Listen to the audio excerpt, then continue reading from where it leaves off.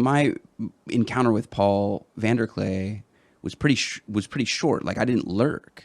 Like I found his YouTube channel, and I found his podcast, and then I found his YouTube channel. I was like, man, okay, this is, there's something to this. My brother was the one who told me to tune into Paul, and then it just so happened that I was watching his live stream on a Friday, and then he's like, okay, I'm gonna drop the link. Anybody who wants to come in can come in. And I'm like, drop the link? What?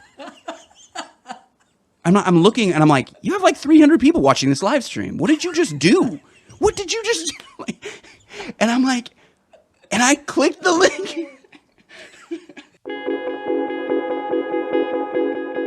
Hi, I'm Christian Baxter, and you're listening to Yours Truly, a place I go to think out loud. I don't know where this will end up as the nature of some of these things. It may end up on your channel. It may end up on my channel. It may end up on both of our channels. Or it may go into the world of anonymity if we decide we don't want to post it. So, what's your day been like, man? Well, I was on a Grail Country stream for like 2 hours this morning. Right.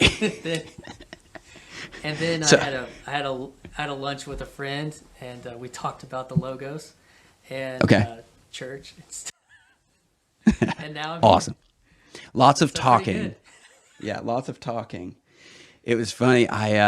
So today's my day off, and got my kids off to school. Got a list of projects. I saw Luke was streaming, which I thought was interesting because like I'm kind of familiar with Grail Country, but when I saw Luke was streaming, I was like, oh, let me pop into that. And I guess maybe his stream started before I got the notification that Grail Country was streaming, because they were streaming at the same time. Yeah. And so I just got sucked into it. I was like, wait, where was I supposed to be? Well, I had this list of things I was supposed to be doing, and I must have been like finishing up my coffee or something like that. And it was like an hour went by, and I went, oh, I have lots of things I need to be doing. But I was like, that's one of the things that's at least interesting for me. Maybe I'm weird, but just a bunch of people start talking, and I'm like, oh, that's an interesting idea. I hadn't like thought about it that way, or whatever it might be. For one reason or another, the conversation sort of pulls me in, and and I think I can live in my own head pretty easily, and so maybe it's easier for me to just kind of go, like fully forget where I am. But yeah, I don't know. I'm enjoying this. And then there was somebody on the live stream there, and I guess actually here I'll propose an idea for you, so we have some parameters. What do you think about this? And I've got probably 40 minutes, and then my kids are going to get home, and then we could try to survive that, or have to pick it up and go to another day on this one. But I wanted to see if we could go back to a conversation that you had with Chad, where you brought up, was it Thomas Kinkade? I always get his first name wrong. Yep.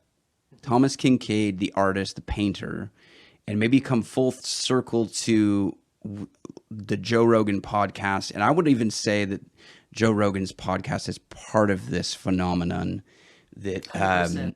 yeah, he's sort of unwittingly engaged in this experiment that humanity is going through today, that I really do think, and we can unpack this, but I really do think people like Paul VanderKlay and the people that are in this little corner of the internet that are kind of doing what you and I are doing right now, I think it's going to change YouTube. I think it's going to change the tool that we're using, because, and I brought this up a while ago, but it just already seems like that's happening. Like there's more like smaller creators and more just free form content that's not like super polished. Like Mr. Beast even came out not too long ago and said he was going to do longer form content that wasn't so like in your face to just try to wow you, but was more, I think, even like meaningful or deep. I don't know what he said exactly, but he just said that even his content was going to change. It's like, Yeah. I mean, There's- you had the people, the big trend in January was I'm quitting YouTube, and then commentary on that, right? You saw some? Yeah. Did you see any of that? I mean, I saw it. Yeah. But that's the same point that you're talking about. Is like these people that went all in on production, and my whole life is this, and okay, this I'm burnt out. Maybe there's been some destruction or whatever. I'm scaling back. And I mean, those are some of the conversations that are being had by people about like, what does it mean to be basically in the matrix and out of the matrix? And is there a way to do that? It makes sense because we could do this nonstop, like you were saying. Like there's certain personality types that would be, want to get into that. But I also, your point on Joe Rogan changing the world, I made a video that said how 3-hour conversations change the world. Like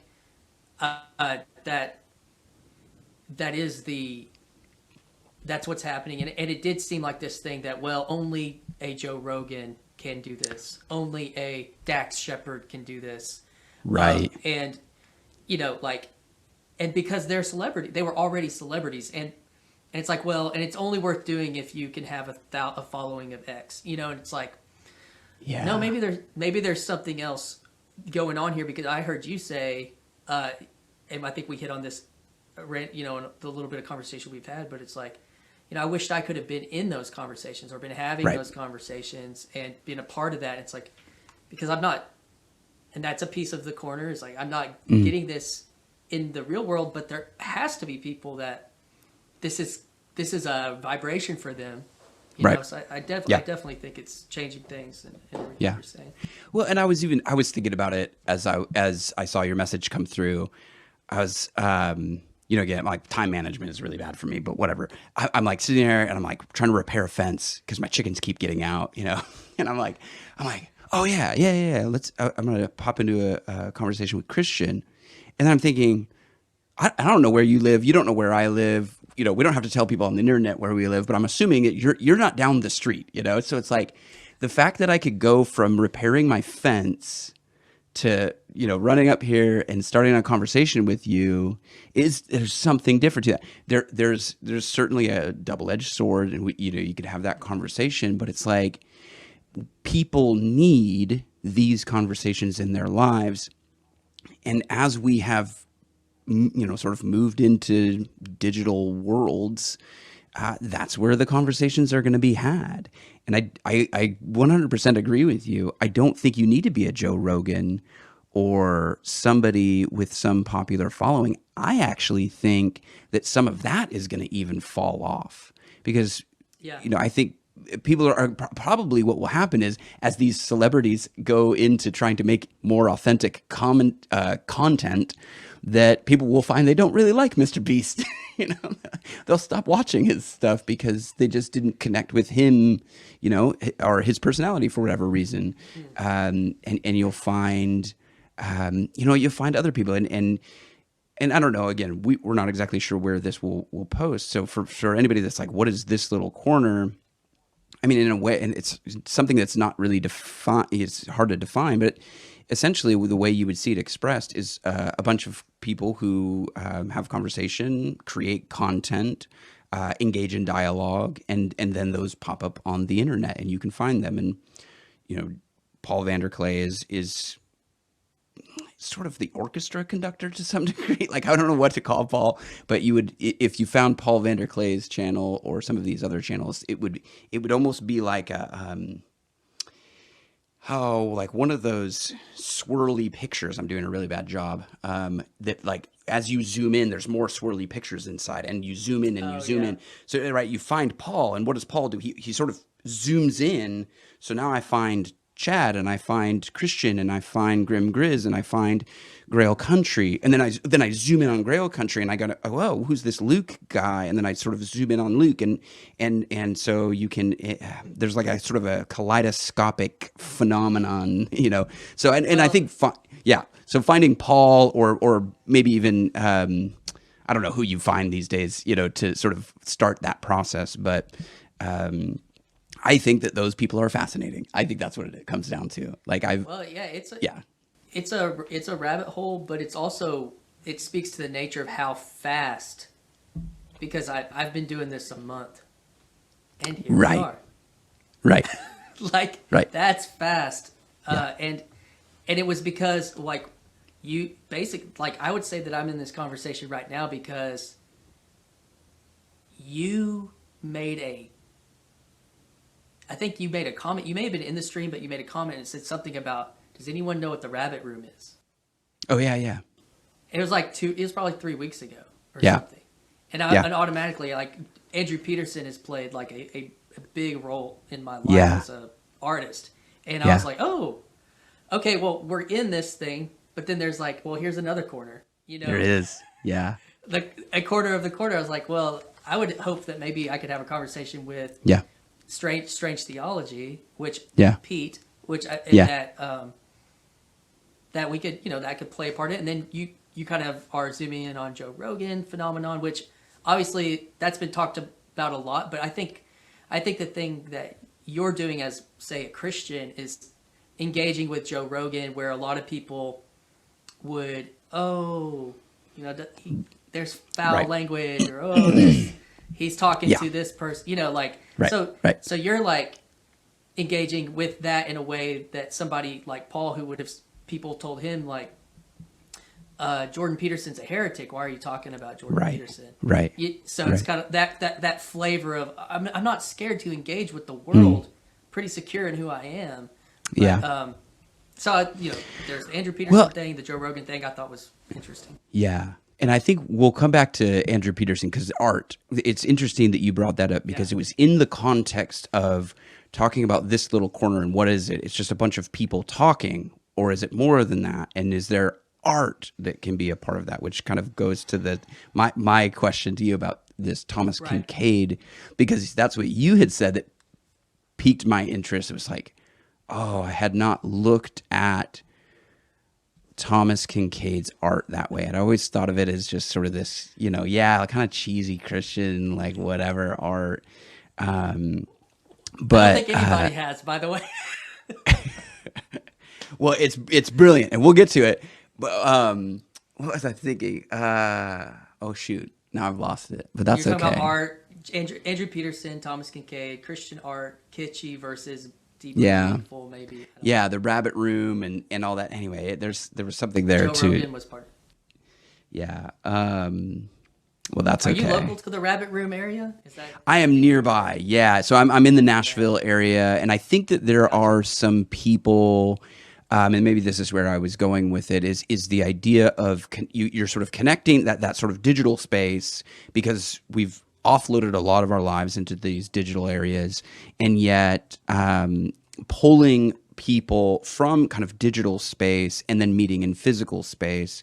And even on the Grail Country stream today, the idea was that, well, as we come together in Estuary, this physical space meeting of people to have similar discussions, or maybe it's a conference, Symbolic.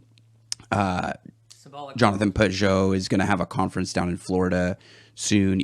Those, are you going? Okay. Oh man. Yeah. Okay. So Martin Shaw is going to be there, and I'm kicking myself that I'm not going to be able to go, and I would love to sit with Martin Shaw, but how do you do? And I think the rabbit room is kind of one of those spaces. And sorry. Eventually, I'll figure out my hairdo here for a second. It's just gonna bug me. I'll see it. I'll catch it in the corner of my eye. And this is the difference.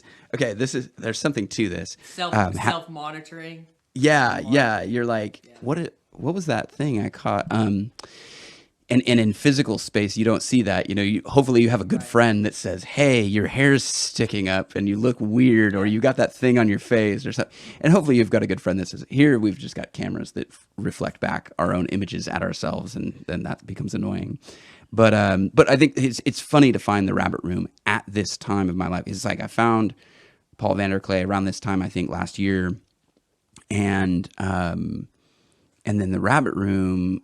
There's an art piece to it, but there's also this philosophy piece to it, and actually that's where I was going with the Joe Rogan podcast, is that there's a backdrop to sort of my podcast, which is certainly the Bible, and sort of I look at things through a biblical Christian worldview, but really the Plato's Republic is something that has informed my thinking a lot. And Plato's Republic begins with Socrates saying that he wants to go down to this festival that ought to honor the gods. So he descends to the Piraeus, and he goes down, and he what does he say? He says, I want to go see how they put on the festival. And he's a philosopher, and he doesn't really believe in the gods. This is one of the reasons why they killed Socrates. And so why is he going down to a festival that would honor the gods that he doesn't believe in?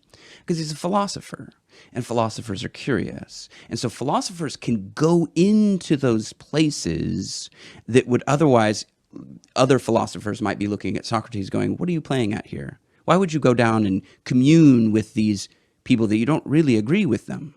And that's what we do with sort of the Joe Rogan podcast. I thought, okay, do I do this as a Christian sort of podcaster?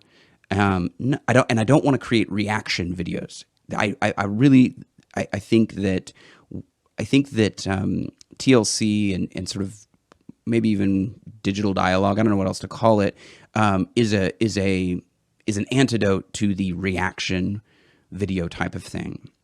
I don't want to react to it. I want to engage with it. I want to think about it. I want to understand, why is Joe Rogan saying this? Why is his guest saying this? And what are the 3 million people who might be listening to this going to sort of ingest as they listen to this?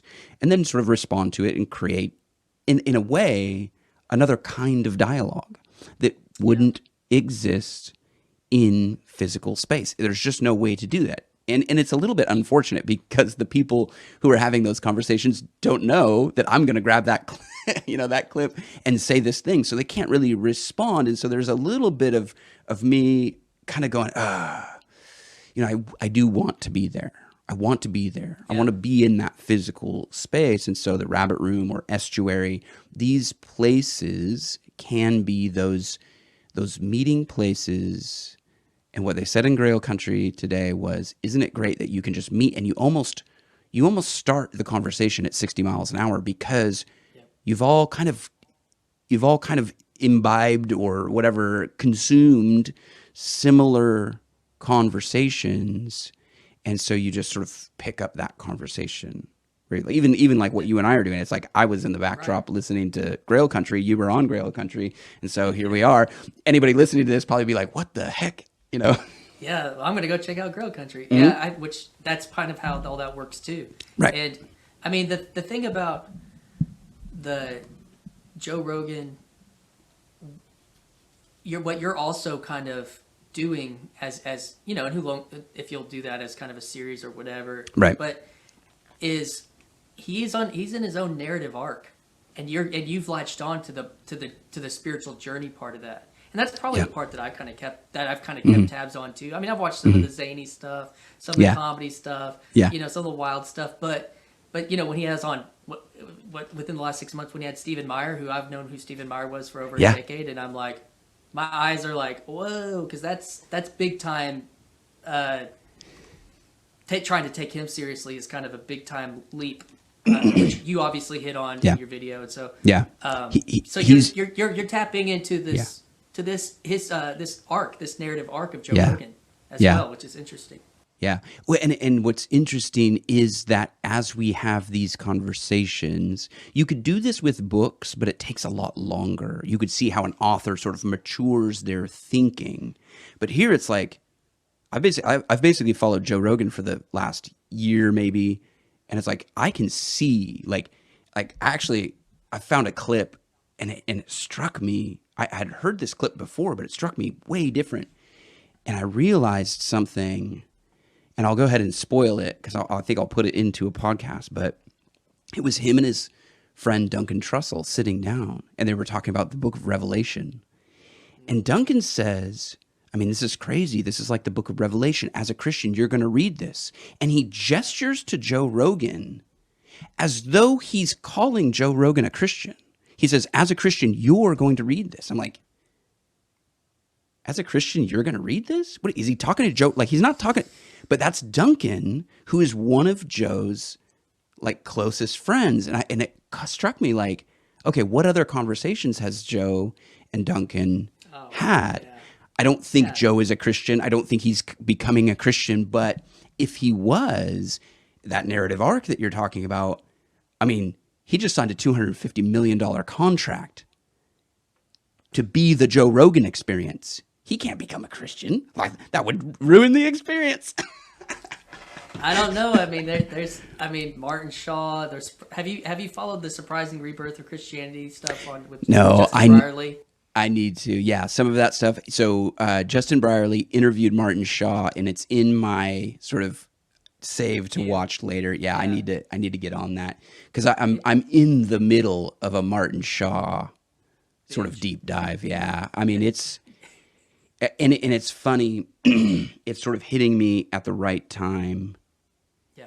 At the right place, because I think I have been leading up to this for a little while, and if I had encountered Martin Shaw earlier, it may have hit me differently, and I'm just enjoying the heck out of his stuff. Well, I guess that can lead us into art and story, like that part of my story that you were responding to earlier with Thomas Kinkade. We were talking about Martin Shaw, and then I was bringing it back around to Thomas Kinkade. Yes. Art. And so, I had this experience. I've had a couple of, Martin Shaw talks about, his mystical experience, and he even says, he feels like he's careful with how that the retelling of that personal story, maybe he feels like it loses something when you retell it, but you're also getting it out there. So it's kind of, I'm going to switch this. Yeah, it's okay. So, I guess about a year ago, I've had, and people can go to my channel and watch my kind of intro to the TLC or watch my story with Chad on the Friday Morning Nameless, to kind of get the bigger picture of the story that I've walked through with, betrayal and failure and that kind of thing. So, in that journey, I've done some therapy, and I was in the middle of a therapy or around, and I had like this image of like a Thomas Kinkade painting come through my mind when I'm talking about the disconnect in relationships, wishing I could have a relationship with somebody, talking about my own in my own disconnect from relationships in an early part of my life, and so I had this vision, or in this moment, like in my mind of a Thomas Kinkade-esque painting of a house. All there's snow, it's gray, but inside the house is this warm light, this classic Kinkade warm light. Yeah. And you're kind of set back from it, like all of his angles are. And I was just like, I used to, like, even if that was my life, I didn't live in the intimacy and the vulnerability and the warmth of that love. I was out by the campfire. I might go in there and eat. I might go in there and say hi to my family or my kids, but that wasn't the place that I inhabited. I felt like I lived out by the campfire, and I would try to protect this place the best I could, but I wasn't inhabiting that intimacy and that vulnerability. And you see that Thomas Kinkade, you see a cabin, you see warm light inside, and then I thought about the contrast of this point in my life where now I do live, and now I do inhabit that vulnerability. I do inhabit that warmth. I do inhabit that intimacy within my marriage and with my children, and I embody that, and I feel it. But now I can look out and I realize, there's people I love that I think are still out at the campfire. Yeah. Of, and I'm not talking about.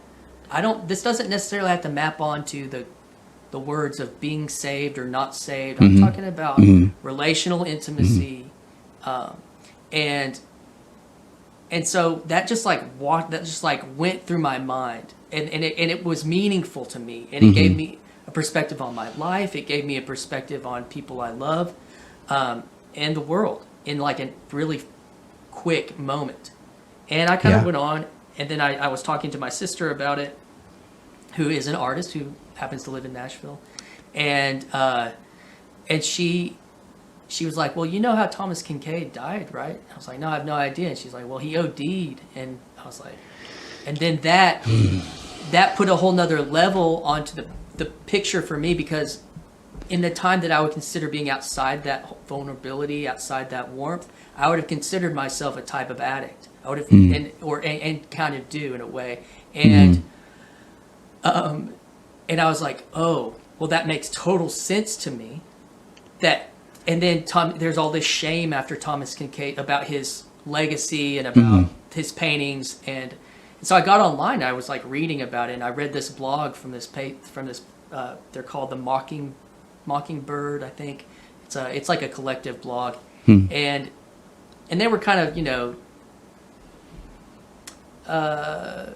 being very critical of Thomas Kinkade and his work, and not only from him and the nature of his passing, but also just the kitschy bubblegum-ness of his art that was rejected as seen as inauthentic. And I get the argument, I get the Hallmark movie idea, and the cheesy Christian XYZ. I get it all.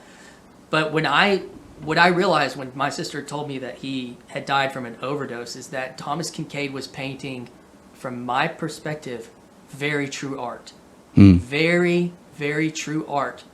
And then I read this quote he said about his own work, that he said, these are the something along the lines of the meadow by the stream or the cabin in the woods.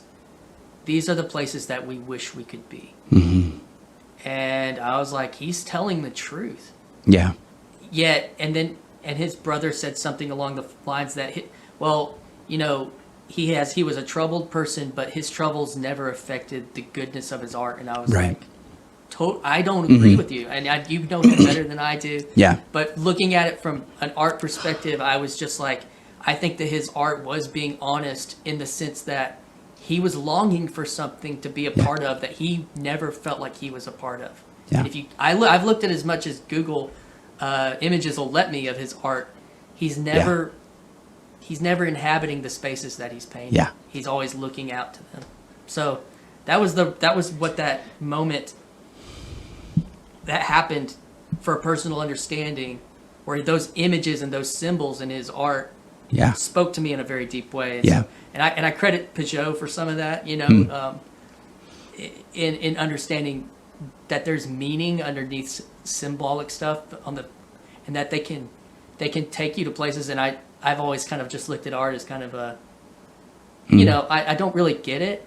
And it's so funny that the first art that I actually really, really felt like I got was Thomas Kinkade. It's like the meme or whatever. Okay, so when you say that, so there are lots of things happen. I have lots of things that come into my mind, but the thing that strikes me with that story is the painter on this side of reality in his own seemingly dark world, and he had a very deep struggle with substance abuse, with relationships, etc., etc. So he's painting from this sort of broken world to the idyllic world. He's not in that world. He's not in his paintings. He's in this world. But he says, but that's where we want to be. We sort of have this desire to be in that place, by the stream, in the cabin, with the far off, snow-capped mountains or whatever it might be. That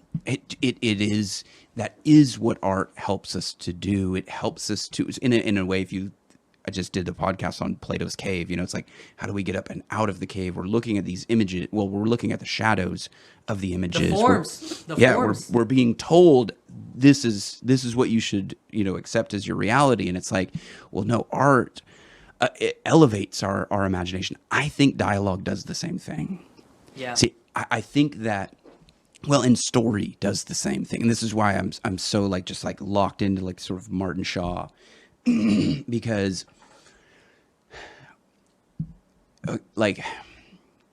okay, so I'm looking through Thomas Kinkade's painting. That's what it's helping me do, and that's Peugeot, right? We're looking through the image to something else, and to a deeper meaning, symbolic meaning. Yeah, and even a more real reality, something like that. It's pointing us to.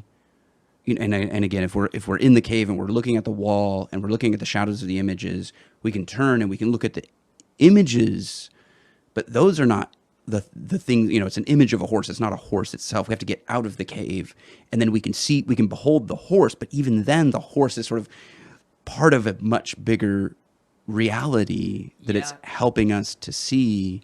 And story does this thing, and I haven't really shared this, so I'm sort of working out my thinking. But story allows me to have a similar moment of self-reflection without having to stare at myself. I look at the character or whoever is the story, and then I can sort of behold the character in that story. I can come to points of identification where it's familiar, and I think, oh, okay, I understand what this person is going through. But then there's points where it's not familiar. And so there's enough of a challenge of like, oh, I wish I could be like that, or I wish I could have responded in a similar way. And so it's the narcissistic trap, right? Narcissist is looking at his own reflection in the pool and gets stuck, in this self-reflective sort of trap, But story allows me to see up and out of myself, even though like I'm still there and I can reflect on it. And I just, when you tell that story of Thomas Kinkade, I just think, oh my gosh, he's helping me not only see that, he's in this broken world, I'm in this broken world. We envision our lives in this sort of this Edenic state. And then I think about how story does the same thing. And then I think about how the story of Christ does that on just even more powerful and transformative level. So it's like I look at Jesus, and again, you have a similar thing because he's fully man, and so there is some familiarity there, but he's fully God, and so there's that conviction about who I am as instead of like with Narcissus, I'm not reflecting in on myself with an image of myself. I'm reflecting in on myself with an image of the true, the good, the beautiful, to borrow from Plato, or the image of that which is holy. And as I reflect in on myself, I realize, okay, I'm not holy. And there is a deep need for transformation that is possible. That's what's beautiful about the story of Christ. Well, and I think that the analogy of the cave, and then you talked about the real horse, right? And then you kind of went to the transcendent.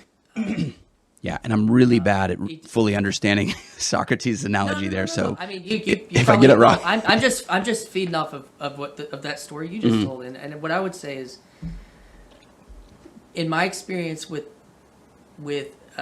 my faith and my experience with like the Kinkade story, is that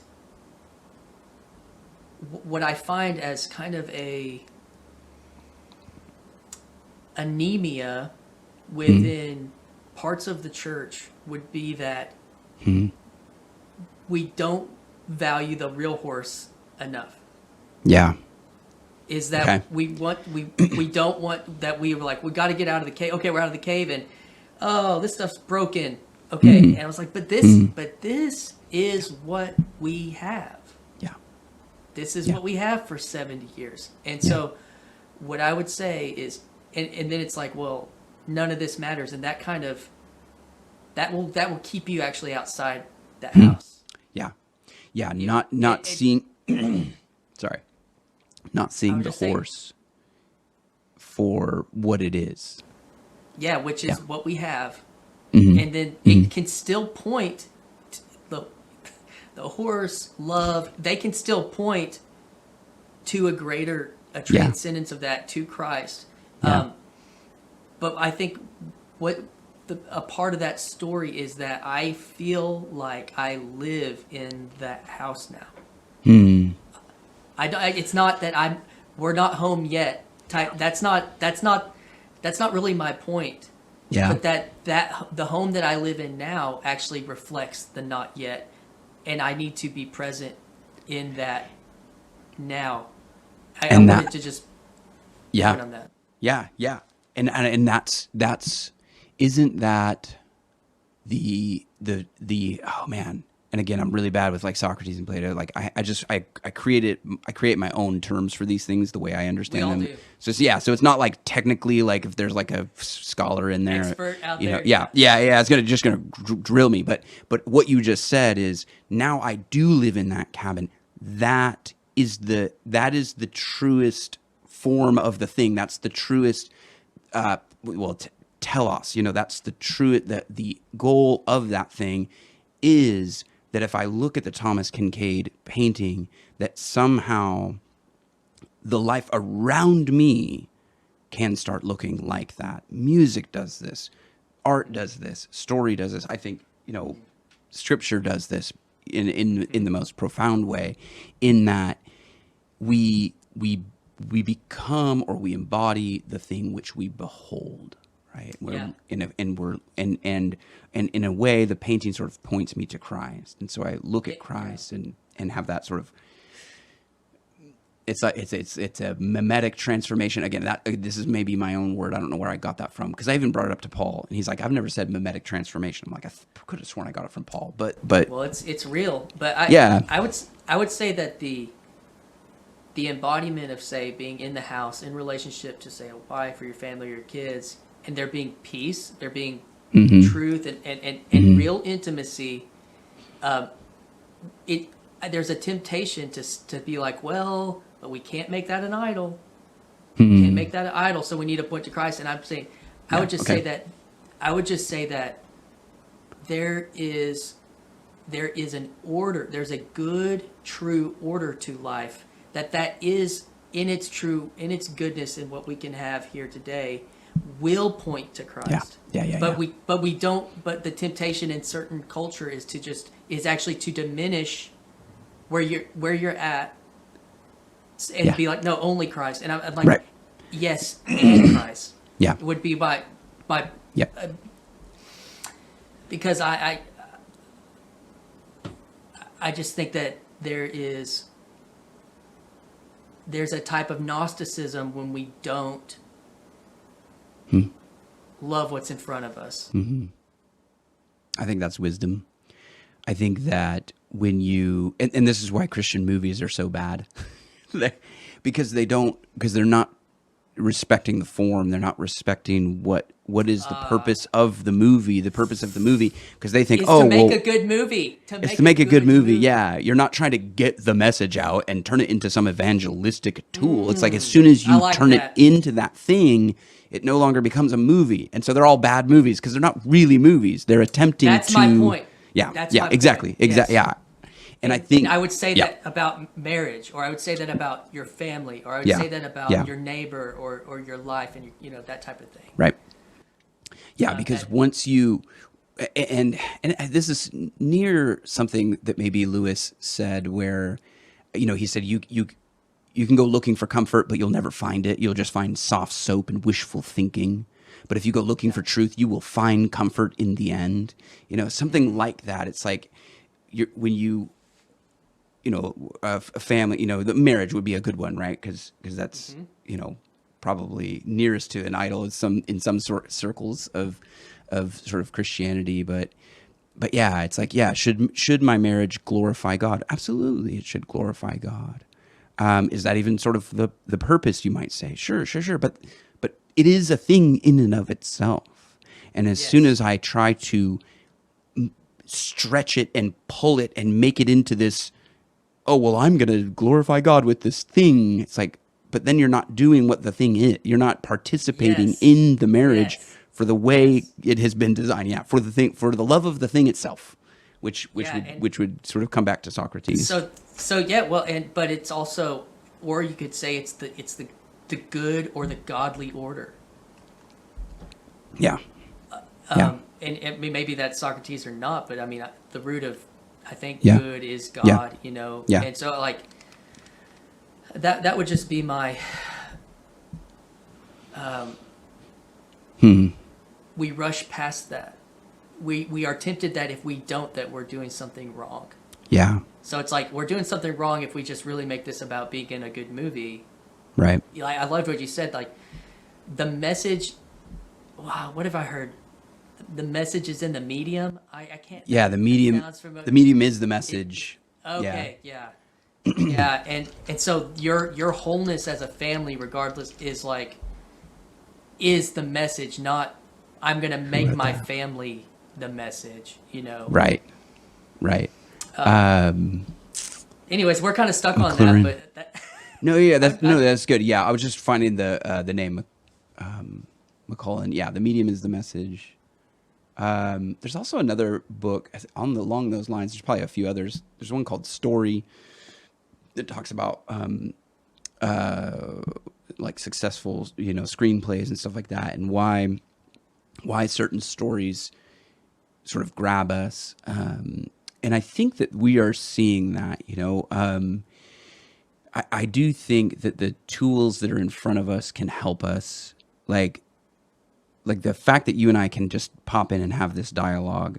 There's something to that, and why are Christian and I having this dialogue? Because we wanted to, because I don't have an agenda, because we can, and because we wanted to, and it's meaningful for me. I hope it's meaningful for you and anybody else that hears it, and I think that, to your point about 3-hour-long podcasts changing people's lives, it's like there's something in that. There's a force behind that. There's a transformative force behind that, and certainly, Joe Rogan's podcast, let's say, is shaping people. It's informing them. It might even be changing their minds on certain topics or issues or something like that. But that's not why he sits down to do the podcast. He sits down to do the podcast because he wants to talk to his friend, Yeah. and it's somebody interesting. Yeah. It's the person. The person is interesting. It's not like they sit down and they have an outline, and I think there's something to that. Like, I proposed the idea that we would work from Thomas Kinkade to Joe Rogan and kind of frame our conversation around that. Because you've been able to share sort of who you are. I've been able to share who I am, and anybody that has caught that, it can sort of have that. We don't have to rehash those parts. Except I wanted you to retell that story about Thomas Kinkade, so thanks for doing that. But it's just people. It's people that are interesting, and why are they interesting? Not because they're celebrities, not because it's. Okay, so my kids just got home, so we'll see where this goes. And that reconnection, and again, I think that what a person is saying is meaningful, and there's a part of maybe what they're saying that's just meaningful on sort of an informative level. You might think of interviewing a scholar or an expert on some given subject, like Joe brought in Stephen Meyer, because he's curious about the existence of God. Stephen Meyer is an expert, but then he's talked about the existence of God with all kinds of people who aren't experts, and those people add value to that conversation because they're people, not because they have some expertise in it. They have an opinion, they have a side, they have an angle, and that's where they have a care. They have a care. Yeah, they care about something. Yeah, a sincere care for that topic or that subject, and I think he hones in on that. Yeah, well, and he is genuinely curious about the thing that they care about. And he's able to pull something out of that. I guess what I would say is to the Rabbit Room, to Joe Rogan, to this stuff. What is the desire? I would say that the C.S. Lewis Inklings thing. Yeah. Or Tolkien. Like, how many 3-hour conversations in a pub did they have? Yeah. And we don't, and for whether, this is edgy, but like, how many times were one of them late to get home to help with the X, Y, and Z because they got into an idea that lasted whatever. So, right. I think that, and then Andrew Peterson, which, let me get my branding back up here.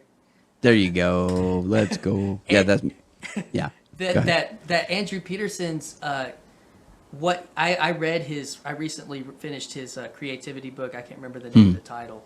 But with the Rabbit Room and the people that the like-mindedness of the conversations and story and song and art and craft are the binding things, and and there's values built on top of that, and then they go and start kind of doing some conferencing. They start trying to do some conferencing, but they don't want it to be a conference. Right. They want it to be around a table, and they want I hear that's the same vibration that you hear in the TLC. Yeah. And that there is a kindred spirit there. It's only that he's a kind of mainstream Christian artist, not in the fringes of this space. So I don't know. That is so funny. I actually just got a text message from one of the guys at the Rabbit Room while you were saying that. That'll be interesting.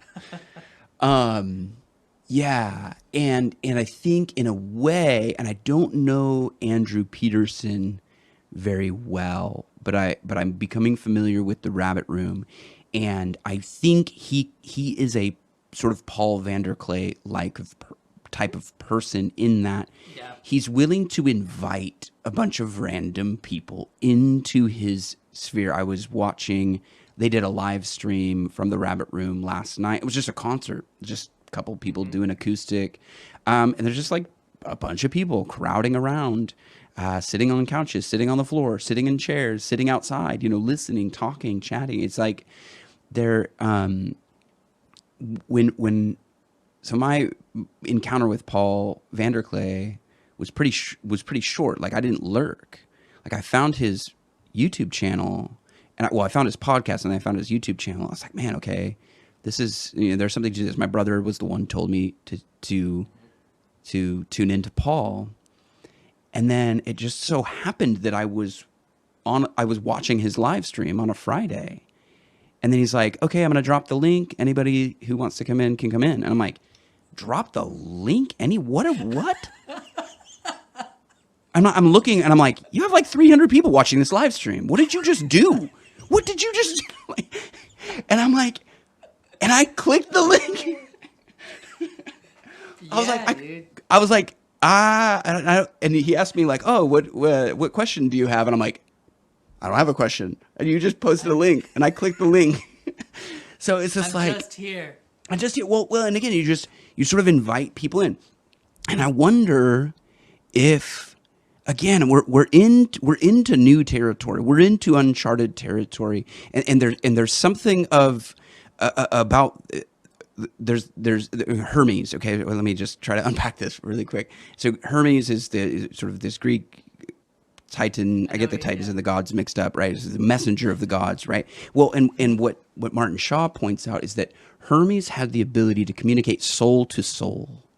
But if the soul was not aroused, the message would not be received. And so now today, we can communicate with all the speed of Hermes, but we need the soul to be prepared to receive those messages. And right now, I think, and this is why I really don't like reaction videos, is the soul is not prepared. We're receiving information and we're reacting to that information, but there's no story. It's cheap. Yeah. And a story forces you to ingest the information at a slower pace. And so the story is the information and the preparation of the soul to receive the messaging.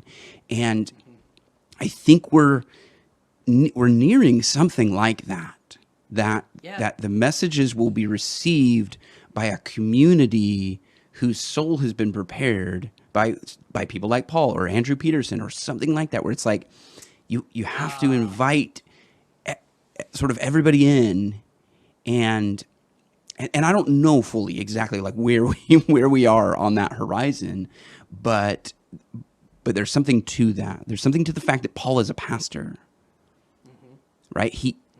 If that's his art, that's his techne, that's what he does. He specializes in touching people, like drawing people together and drawing them out. I mean, he just had the interview with food truck Emily. Just she was saying some interesting stuff in the live stream, and so I found her response to her sort of Paul VanderKlay live stream, and she was just talking about, like, I don't know exactly, like some of the feelings that she was having, kind of nervous about talking to Paul, and then sort of second guessing what she was feeling or saying, and that's kind of what we're all doing. We're all kind of putting stuff out there, not knowing how people are going to react. I'm nervous. Feel vulnerable. Yes. But in that process, there's something of the soul that's being prepared to. Well, and I would add. Oh, yeah. Sorry. Go ahead. Well, and there's a deception element to that. Like, I don't want to be deceived by the images, by the information that's coming at me. And one of the ways that I can prevent that deception is if my soul is sensitive to truth, goodness, beauty, and what have Wisdom. you. So. Yeah. So the two things on that. One is, you should watch the Jordan Peterson, John Vervaeke recent podcast. Yeah. Have you heard? He has he has a whole section on Hermes. Oh, does he? Vervaeke talked to Hermes. Oh, right. I had forgotten that. Yes, he talks about how he sort of was visited by a god. I need to understand Vervaeke a little bit more. I don't know enough of his stuff. There's a curve with him, just like Peugeot. There's a curve, but I would also say the other piece of this is the preparing of the soul. Like what's happening right now is 6 years of Peterson. Like Peterson started the Christian side of Joe Rogan. Right. Peterson and the reintegration of the post-Christian atheists that come back into a type of Christian faith. Like that's the preparing of the soul is what's happened in the last. I mean, I would attribute myself to getting into this space as spending 6 to 7 years on my soul that was ready to converse and receive that was ready to dialogue. Man. So yes, those two things, because the thing is interesting. It really is. It's fascinating. I'm sort of playing with this whole Prometheus, Narcissus, Hermes. There's something to that, and I'll put it on Twitter here in a little while. I was just sort of trying to hash out some of my thinking on it, but sorry, that's sort of veiled. But it was actually Luke. Luke said something. Shoot, I get Luke and Nate mixed up. Okay, Luke said something about how we're now speaking with words that are sort of infused with spirit. We're back to an oral tradition. What you and I are doing right now is part of recapturing that oral tradition, and story, I think, is linked into that. Well, there's two things. So one is a scene from Star Wars: Return of the Jedi when C-3PO is telling the Ewoks their story. Right. I've thought about that several times, and there's this whole scene of all the people leaning in around the fire. And he's making the sound effects, and it's this romantic thing, and it connects. And even though the people, the humans can't understand what he's saying, they know the story. They're connecting to the indigenous through this story. So that's point one. Point two on what was it? Crap. I can't remember. Embodied the spirit, the word. Oh, the word. Spirit, okay, the word. Yeah, he talked about that, and he talked about God breathing life into Adam and into the dust, and this is our breath, and this is. And I was reading a book. I don't have it with me. And the word logos. Calvin dissected. He was translating. I can't remember. I'm going to get this all wrong, but that's all right. He went two ways with it. One was verbum. Okay. Verbum, which is like verbal word, and then a de septia. So then it was like the divine were the divine speech, and it was kind of the author was kind of talking about sermons, but to that point, just the dialogue, which this is another Vervaeke thing, dialogos, which he kind of gets from the Socrates type thing. But yes, this is a lost art that somebody like Joe Rogan stumbled into, and he has received the reward of the goodness of that truth. And so and then there's obviously all this other stuff going on, but that is happening, and it doesn't just have to, I'm having a conversation. I used to have these, I had a few conversation partners back 10 years ago in my ministry life, some pastors I work with, and then a friend of mine who had come out of the Catholic Church. He'd spent time, he'd been a kind of evangelical, then he was Catholic, and then he came to kind of our mishmash evangelical church, and he would he would say that my time in the Catholic Church was like a candlelight dinner with Jesus. And I was like, what are you talking about, dude? And and due to life and circumstances, we don't get to haven't had as conversations in the last 5 to 7 years, and we've started to, and I've kind of pointed him towards some of this stuff, and I'm like, because the things I learned through that dialogue, that dialogos, that sharing breath, like I those things are deeper inside of me than almost anything. The thing that the treasure or the good or the truth that he would share with me that he had learned. What was one of those things was he would state scripture in ways, and some of his favorite scriptures were like not the favorite scriptures that you hear in the normal. Like he'd be like, "Don't cast your pearls before swine, Baxter," and I'm like, "What?"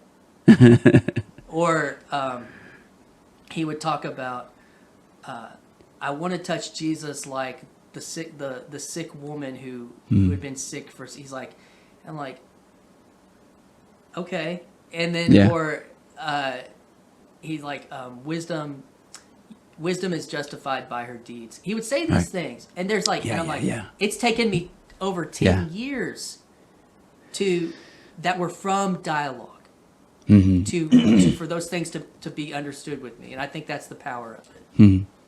If you're listening.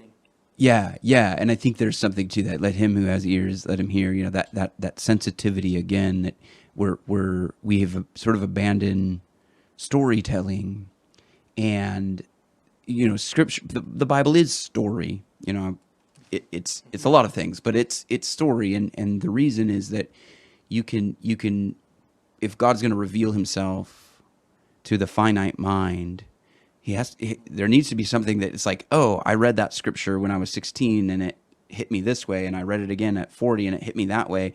There's a multifaceted or multidimensional sort of nature to story that allows it to continually reveal more depth as you become more and more familiar with the story. And I'm in youth ministry. I never really touched on that, but this is what I try to do for my students. Is I don't want to come to you with some cleverly devised words, cleverly devised sermon, and point, show you what the text is saying. I want to train you so that you have the ability to hear what the text is saying. And so we'll often go through the process. And one of my favorite stories to do this with is the blind man and Jesus. I used it. It's in Matthew and Luke. It might be in Matthew, Mark, and Luke. I get addresses and stuff like that confused. It's pretty synoptic, is what you're saying. Yeah, but in one, it's just the blind man, and then the other, it's Bartimaeus, the blind man, and there's two others that are there. So you go, well, the name Bartimaeus is just son of Timaeus. So he doesn't have a name. There's a no-named man who's blind, who's outside the city, who sees Jesus. And it's like, as you walk through the story, and it is painted beautifully by the authors. The crowd doesn't really see Jesus. The one person who really sees Jesus is the one person who can't see. Yeah, dude. And the irony of that, and just there's so much depth to it, the comedy and just, okay, and then you could do the whole thing of like, okay, which person in the story am I? Am I one of the disciples who thinks I see Jesus, but I really don't? Because it says that the crowd referred to him as Jesus the Nazarene. Okay, that's all. He's just the guy from Nazareth. You know, he's just this teacher from Nazareth, you know. But Bartimaeus says, son of David. Son of David. Yeah. Yeah. And then Jesus does one of the most ironic things. He says, tell the blind man to come to me. And then I believe it's in Mark, I could be getting it right. It just says, then Bartimaeus, or then he came to Jesus. It doesn't say anyone led him to Jesus. How does a blind man find one man in a crowd of people? He sees Might have Jesus. been able to see him. He sees Jesus. He knows where he is. He goes right for him, you know. But of course, and again, they wrote that story that way for a reason. You know, there's I learned this in you know, my degree program was in classical studies. They talk about logographic necessity. Where is the logos? Why did they write it this way? Follow the story and follow the logic of the story, because there's no misused words in scripture. It's all there for a reason. So don't skip over that his name is Bartimaeus. His name is Bartimaeus for a reason. Don't skip over that the crowd calls Jesus the Nazarene and Bartimaeus calls him the son of David. He's called that. It's that way for a reason. And maybe, you know, we sort of take the pause and say, okay, I'm not saying that it's a made up story. That is the way the story happened. Because it happened in a world. It's being told this, yeah, it's being told this way for a specific reason, you know, and I think we're getting back to that place. And I'm also reading a book called Dangerous Calling, which is about pastoral ministry. And one of the things he says is we've just gotten so content with really poor sermons. So I wonder if the next piece of this puzzle is that the preaching of the Word of God is recaptured in some way, and that there's an ascendancy to those moments in our worship service together, where there's worship, there's communion, and there's the preaching of the Word, and that Word finds people, you know, it finds people where they are, and we don't walk away just going, oh yeah, that was a nice sort of pick me up before Monday. Yeah, it's like, no, that was 3 points, points of application. Not, you know, I don't want to. Yeah, and it's like, that's good. We'll rehash them in our small groups later in the week or whatever. But yeah. But did we? And this is what Martin Shaw, and I might have to say this, and we can land the plane, because Martin Shaw said this when he was talking to Paul VanderKlay, and it just, I don't know what it did to me, but he was talking about his time at Stanford, and he was talking about how everybody at Stanford is exceptional. Nobody gets a B. Everybody gets an A. Everybody's brilliant, and nobody is functioning. They're falling apart. Those kids are falling apart. And I taught an 8-week course on story, and it was just so healthy for the kids. And actually, wasn't this brought up in the Grail Country live stream or something else? It was that there was healing. There's healing taking place as you and I do what we're doing, as we sort of come together and do this. We share story. And that's what Martin Shaw was talking about. It's like these students were healed by what? Yep. He said they were being held in the ferment of the story. They were just being held by a story, and the story, and it's bubbling up to life, and it's producing something in them. They're being cared for. They're being held, and it's a slower process. The information they're allowed to chew on it before they swallow. They're allowed to ruminate on it before they digest it. But and in today's world, it's just information, and we're having an allergic reaction to that information because we're not allowed to process it through story or through dialogue or art or whatever. In Yeah. my story, I was very, very lost in the inability to tell the true story of my life. And in the dark night of the soul, that catchy phrase, in the darkest moment of my life, where I had a choice to make between being truthful or continuing into a type of dishonesty with myself and with people I'm in relationship with, it was a 4,000-year-old story that had been incepted in my mind since childhood about Abraham and Isaac that made sense to me in the moment, that gave me the courage to trust God with the truth. Yeah. A story did that. Yeah. Not 10 steps to X, Y, and Z. A story was powerful enough. And that story is the story that we've been hitting on. And that story ultimately, there's levels of meaning within it. And I don't want it, and I'll also say this, I don't want to just, because in that story, there is this, in my life, there is a picture of sacrifice. There is a picture of paying the cost. There is a picture of death and rebirth. There's all those things. And what does that ultimately point to? Is we, as a Christian, we would say Jesus. But don't lose the fact that Abraham was a man too. Yeah. And that you and I are men. Yeah. That's kind of, that goes back to those Platos and the forms. And, and so how does a 4,000-year-old story, how? Yeah. How? Yeah. How? That still blows my mind to this day, man. Yeah. Yeah. And I will resist the temptation to answer that question. We're going to leave it out there in the community, and I'll ruminate on that. Like, I will think about that. How does that 4,000-year-old story? How does any 4,000-year-old story? How does it, and the way it gets, and the way it got to you, the way it gets to me is just, there's 100 million stories along the way. All right. Well, man, how about this? We'll have to do this again. We'll have to hang out again, whether it's on someone else's live stream or we'll do a 2.0 conversation. I would love to catch up again soon. Yeah, man, I think there's lots we could talk about. Yeah. All right. You also said that your sister's in Nashville? She should hang out at the Rabbit Room. Yeah, she's in that world, man. Not in like but she's a believer, and her husband's in ministry, and they're lovers of Andrew Peterson and that. Nice. Nice. Well, rock on, man. Well, I look forward to catching up with you again. Well, yeah, thanks, Strange Theology, for having this rando with me.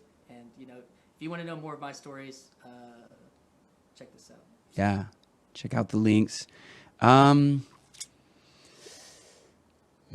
well, I'm not gonna stop recording just in case, but for all intents and purposes, like I said, I have to go take care of my kids. But yeah, man, thank you for carving out the time. And I love that. Yeah, literally, I can go from fixing a fence to having a conversation with you, and you and I have never done this, right? You and I have never really sat down and talked, not even in like a Paul live stream or a Grail Country. I've never actually jumped into a Grail Country live stream. And that's what's so fascinating to me.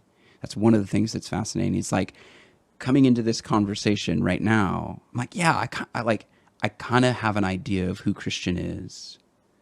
What's on your heart? What's on your mind? You've already spoken things into my life, right? That's what's so cool, right? And so it's versa. like, yeah, it's like, so boom, we get to sort of like teleport in.